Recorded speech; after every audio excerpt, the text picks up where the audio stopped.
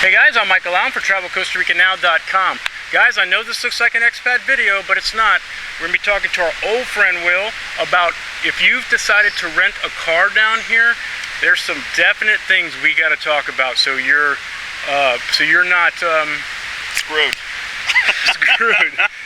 Guys, quickly, I would recommend probably that you do your research on the internet, compare shopping, look around, look at 2 or 3, 4, 5, 6 different rental agencies, watch your P's and Q's, but that's not what we're really talking about. We're actually going to talk about some of the pitfalls here, some of the things you have to look out for.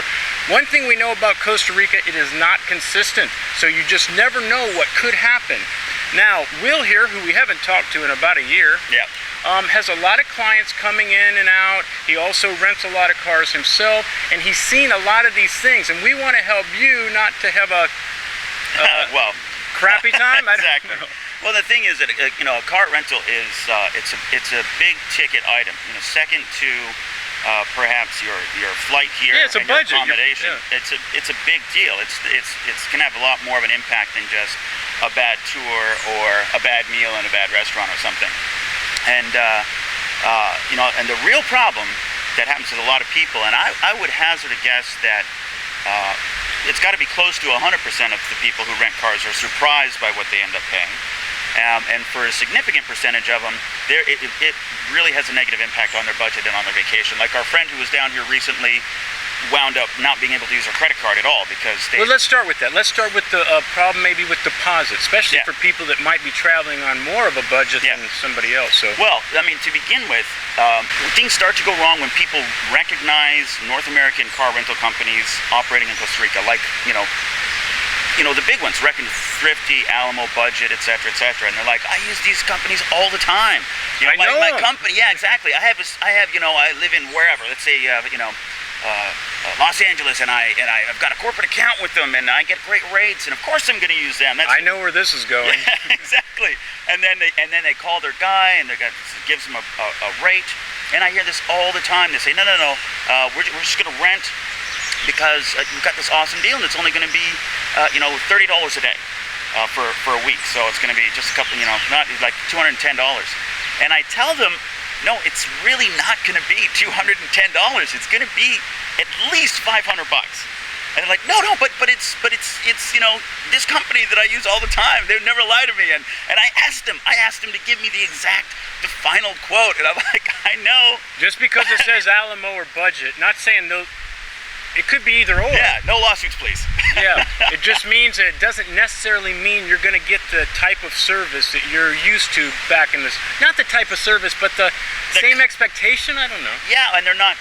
The bottom line is that it may not happen every time, but more often than not, the price that is at the bottom of that agreement when you're actually standing at the desk to collect your vehicle is not going to be what they quoted you online or over the telephone. And their rationale for it is that, well, if everybody else is doing it this way, if we are the only company that actually gives a 100% accurate, honest quote, then we'll go out of business in Costa Rica, because that's just how everybody does it down here. And it really, you can sort of understand where they're coming from, but at the same time, it really sucks for the consumer, especially the consumers that are traveling on a budget. Maybe they're students or younger families. Well, go over some of the deposit problems. Well, I mean, a lot of times they won't tell you what the deposit is going to be. They'll give you a quote, and it'll just be for the rental, but it won't include supplemental fees. It won't include the airport location surcharge, because they charge you more. 13%, actually. Yeah, well, and then they won't include the tax sometimes. And then also, sometimes they won't even tell you that they're going to do a security hold on your card. And that can be as much as 2 or 3 times or 4 times the amount of the rental. The highest deposit I heard somebody had, it was a younger person, so they're going to probably take more, was like $1,750. Yeah. Now, I know it's normally probably around maybe $750 to $1,000. I don't know for normal. The first time that I came down here and rented a vehicle was 3 years ago, and I had a $500 security deposit taken on the card. But, and I had access to funds, but when I found out about it, I was in the middle of nowhere, and I was trying to use this credit card to get funds And out your of an money's ATM. held. It's frozen. You're not No. using it. So And I burned a day, well, half a day of my vacation trying to get in touch with my bank, have them contact the car company, and get to that. release the funds. And in the end, they never did release it. In the end, I just got my bank to just up the limit on that card so I could get through the rest of my trip. So- but for the people who don't have that option, if they don't have other funds to do that, it sucks to be you. Our friend, I mean, if we hadn't given her a free place to stay when she was down here, they would have been on the street. They were traveling. They got caught on the deposit, right? Yeah, Right from yeah. the get-go. $1,500 deposit. So $1,500 can put a big crimp on a lot of people's travel budget plans. So Yep. maybe get into some insurance issues, which seems to be the Wow. most trickiest. Now, I did some homework before we talked. Yeah. And it does seem, or appears to be, that the liability insurance, the one, you do have to get that down here. You can't use your credit card for this. You can use your credit card, I guess, for supplemental, but the liability, what they call liability down here, is mandatory, and you do have to purchase it through the car rental agency. That seemed to be the consensus of yes, the website. And when you argue with them about it, they online, when you're getting your quote, they usually will not include that because it's a high rate. It's a silly rate. And it's easy to see where that came from because, you know, you go back 20, 30 years, the driving conditions here are difficult, the roads are not, there's no shoulders on a lot of the roads and so on, so the accident rate is maybe a little higher than it is in North America. And, you know, you've got people that are on vacation, they tend to be irresponsible when they're driving, or maybe Because it's not their car. it's not their car, or maybe they don't even have a car at home, they live in a city and they mostly walk, just lots of reasons why there's more accidents. But then, you know, they leave, and then the car company has trouble getting payment from the insurance. So you can see why they would have made the liability insurance mandatory. Or, you know, you injure a Costa Rican, and what about their family? And, you know, so there needed to be a mechanism there to make sure that people coming in for short visits weren't causing mayhem and leaving the local people holding the bag. And we can understand that. But the problem is that now, however many years later, they're not being accurate in telling you, you know, how much that's going to be. When they give you a quote, that's the first thing. Because otherwise you could make other plans if you knew exactly what more accurately what the price was going to be. But the second thing is that it's mandatory. So even if you do know and you say, oh, okay, that's fine, but I've got my platinum card and it, you know, it has $1 million of liability, so I'm fine. And you get down here, and this happened to me, and you're just like, no, I'm not taking it. I'm not taking the.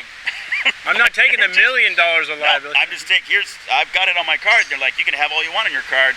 It's another $35 a day or whatever it is, whatever they're charging you. And here's the thing, you didn't hear it from me, despite it being on videotape. But I have heard, and perhaps shouldn't repeat, but that there's some collusion between the rental companies and the insurance companies in that regard. I can't believe that. Now I feel guilty for even saying it because obviously it can't be true. but I mean, But it could be. Well, let's just say that let me take all that back and just say that the insurance is often higher than the price of the car. So use your own deductive reasoning to sort of determine why that might be. Now, if you do need more insurance, which you can buy down here, believe me, they'll sell as much insurance as you want to do. Yep. If your car does carry supplemental insurance and you have the paperwork, bring that down. Make sure you clear it from your credit card company that it covers in Costa Rica, because a lot of credit card companies don't cover down here for whatever reason. But you got to get that in writing. You just can't say it. You just can't go, no, I swear my credit card does it. Exactly. You got to get that in writing, folks, before you come down here. So. And there's been 2 times out of all the times that I've rented, there have been 2 times when I was able to rent without paying that supplemental insurance. But both of those occasions were after I'd been dealing with at the same outlet of the same company and with the same manager of that outlet for a long time and had done a lot of rentals. And I'm not going to say who or name names or whatever, because I don't want anybody, I don't want to cause any static or anything. But it just, that the overall impression that left me with, not being able to do it most of the time, but then not having to pay a couple of times, was that, there's just something that's not quite right there. I think one thing, real quick, because we could probably talk on it for a long time, but you also, when you're talking to these people at the desk, when you're getting your desk person, Costa Ricans really aren't big on, it is what it is. They're not, like, if you argue with them about mandatory insurance or something, they just say no. Oh, yeah. No, I mean, the first time that I rented and I was... You can't talk. You're not bartering here. They don't care. Well, which is really interesting. You go into any store buying anything, product or service, and you usually can. If you ask for a lower price, they'll give you a lower price, right? If you're buying your souvenirs or whatever, and they say, that's $50. You say, I'll give you 35. Okay, no problem. But for whatever reason, Mike is right. Not a car rental company. So yeah. And then, there's other issues involved with this as well. Like, for instance, a lot of people, by the time they get to Costa Rica, they've already been traveling for a day. Price is not necessarily the only thing that governs whether or not you should even be renting a car. Oh, so we're going to get into that? Yeah. Well, I mean, if you want to. Well, we get a little bit of disagreement, but I think you have some really good points that people haven't really thought about. I think I know where you're going with this. I like renting a car only because I think of Costa Rica as adventure. Yeah. And I want to do that adventure. Yeah. But you bring up some excellent points that I don't think people are thinking about. They might be going, oh yeah, it's cheaper if we rent a car, but I don't kind of explain, keep going with what you're going to say, I'm sorry. Well, okay, so we talked a little bit about how it's, most people find out that it's not as cheap as they thought it was going to be to rent a car. But let's just say that it was, even if it was. For all intents and purposes. So, but the thing is that the driving conditions here are not the same as they are in North America, which is where significant, if not the majority, percentage of the visitors are coming from. And the road signs, some of them are the same, but some are different. And the really important thing is that, unlike the U.S. and Canada, not every single turnoff of every highway is marked with signs that say so many kilometers to this town in this direction, or with like off ramps and stuff. You have to know where to turn. And I mean, they give each other's directions down here that says go to the big tree that's right after the police station. Where my mother kissed my father for the first time, the big tree. Yeah, exactly, the big one. It's like the U.S. 100 years ago, right? Or so I've been told.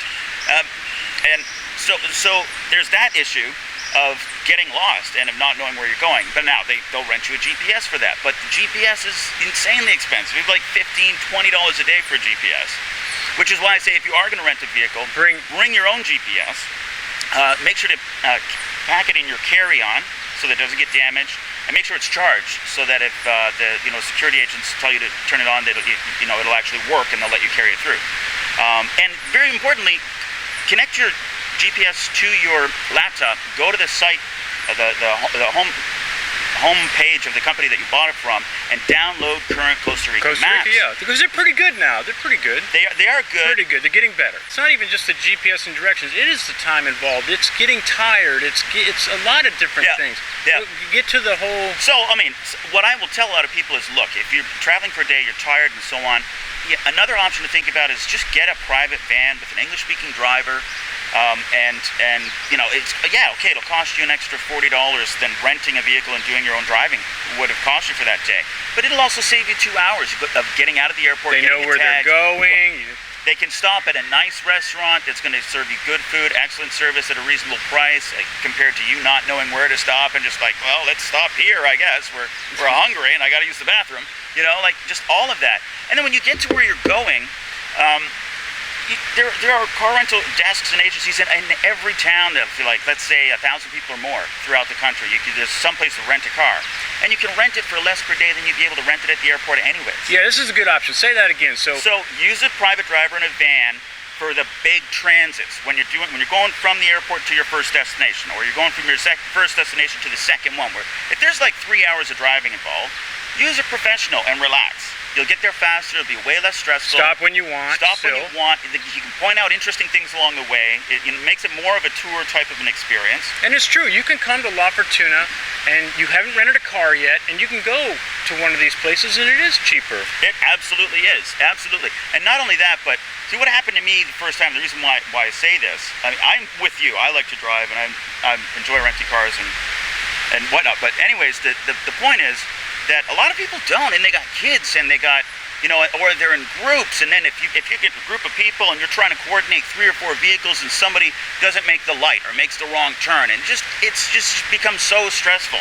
I think the major thing is people shouldn't I think when they're talking about Costa Rica renting a car, they just go, rent a car, don't rent a car. They're not thinking of all these little options. Flying, maybe, from, you want to go see, from Manuel Antonio to Tortuguero? Well, and here's the thing. People say, it's only going to cost me a day's rental to drive from Manuel Antonio up to here, say, that's to La Fortuna. And I'm like, it's not costing you just a day rental. It's costing you 1/10 of the working days that you put in for a year in order to have a week off to come down here. You want to spend one of those days driving. You could take a 20-minute flight, and okay, it might be $80 a person, but a 20-minute flight, and you've got a whole vacation day compared to, if you got a 5-hour drive, that's your day. By the time you pack in the morning, check out, you have your breakfast, check out, load up the vehicle, drive, get to where you're going, stop somewhere for lunch, get where you're going, check in, have a shower. That day's over. You've just spent a vacation day driving. So which happens a lot here. It really does, because people will look at they a map. Look at the map and they go, I can get here from here, honey. We'll be there in 2 hours. Exactly. Wrong. And just so everybody knows, down here, look at a map. If it says 60 miles, that's 3 hours. That's not. Yeah, definitely. So you got to have a different. North America, we think 60 miles is an hour and 20 minutes. Yeah. Right? No, not down here. No, it's true. Definitely think about mixing and matching things and be a little bit open-minded. And it's still going to be cost-effective. I just think people, we're in agreement. They just think car rental, then they get smacked with all these things, and they think it was going to be that. It's not that, and then they could have rented a driver anyway. It would have been more pleasurable. Yep. And they just got to keep. I think they need to look at all these options. Yeah. Definitely. Oh, and finally, I can't believe I almost forgot to say this. When you're renting a vehicle or making a reservation online or over the phone or whatever, and they'll want to get a credit card from you to reserve the vehicle, don't do it. Don't give them your credit card number. Are you sure? Well, see, because, they say, well, if you don't give them the card, then they won't hold the vehicle for you. Well, yeah. They won't hold it. I mean, if somebody comes in, and it's the last vehicle on the lot anyways, they're going to rent it. They won't hold the vehicle for you because they have your card number regardless. And this is what I was talking about, the inconsistencies here. If it was just black and white here, and it's all good, but it's so willy-nilly on how they do things. This is why we're talking to Will, bringing up these different points. And when I say they won't, I mean, I should have said some. There are individuals who are thoroughly professional and understand, that it causes problems for them not to have a vehicle. Yeah, I want to do a disclaimer right now. We're not trying to slam the whole industry. Yeah, we're not saying that there's not good, legitimate car agencies out there. Exactly, nor are we saying that there aren't great deals and that there aren't good people in the industry and so on and so forth. But this is a cautionary video, where this is like a heads up. Yeah. Just things to keep in Triple mind. check, maybe double check. Make sure this is the bottom price. Do your homework, which we're big on doing your homework. Exactly. Where I stand on the whole issue is, now I know what it's going to cost, so it's not an issue for me personally anymore. But what I tell people is, don't pull out the credit card until you've got the actual contract in front of you, and you've seen it, and you see what that bottom number is, and you see what the amount is that they're going to put on hold for 2 weeks on your credit card. Exactly. And when you see that, and if somebody's really charming and says, but no, we're not going to do that. We just have to have that because that's the thing. I'm really going to give you a better deal. I'm working with you. All of that stuff, just completely ignore that. Just do the same thing you would do in the States or Canada or wherever you're from. Look at what's actually on the contract and make a decision based on that number. Good stuff, man. I hope you guys pay attention to it because this can go. This is a big item, like he said, and you don't want to mess up the vacation right from the beginning. And it sucks getting off the plane thinking you're giving $230 for your week of your vehicle, and they hit you with $870 and a $1,500 security deposit. It's a serious Costa Rica buzzkill. Yeah. Anyway, we haven't talked to him for over a year. We need to talk again. Thanks. All right. It's always great information, My pleasure. man. I'm Michael Allen for TravelCostaRicaNow.com. I'm William Wilner for me. It's all about you. Peace, guys. Hope it helps. Ciao.